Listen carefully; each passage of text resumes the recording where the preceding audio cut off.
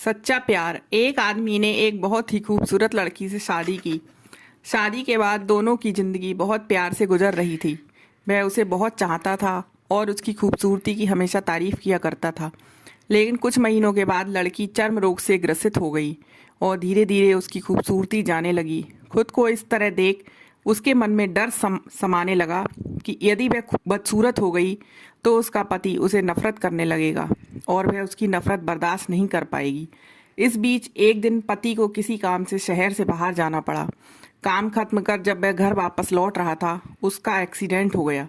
Accident में उसने अपनी दोनों आंखें खो दी, लेकिन इसके बावजूद भी दोनों की जिंदगी सामान्य तरीके से आगे बढ़ती रही। समय गुजरता रहा और अपने चर्म रोग के कारण लड़की ने अपनी खूबसूरती पूरी तरह गंवा दी।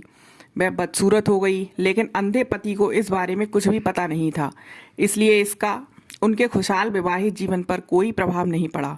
वह उसे उसी तरह प्यार करता रहा। एक दिन उस लड़की की मौत हो गई। पति अब अकेला हो गया था। वह बहुत दुखी था।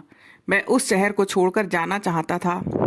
उसने अंतिम संस्कार की सारी क्रियाविधि पूर्ण की और शहर छोड़कर जाने लगा। तभी एक आदमी ने पीछे से उसे पुकारा और पास आकर कहा, अब तुम बिना सहारे के अकेले कैसे चल पाओगे? इतने साल तो तुम्हारी पत्नी तुम्हारी मदद किया करती थी। पति ने जवाब दिया, दोस्त, मैं अंधा नहीं हूँ।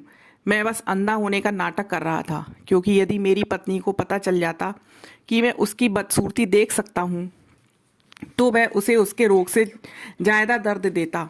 इसलिए मैंने इतने साल अंधे होने का दिखावा किया। मैं बहुत अच्छी पत्नी थी। मैं उसे खुश रखना चाहता था। सीख, खुश रहने के लिए हमें भी एक दूसरे की कमियों के प्रति आंखें बंद कर लेनी चाहिए और उन कमियों को नज़रअंदाज कर देना चाहिए। धन्यवाद।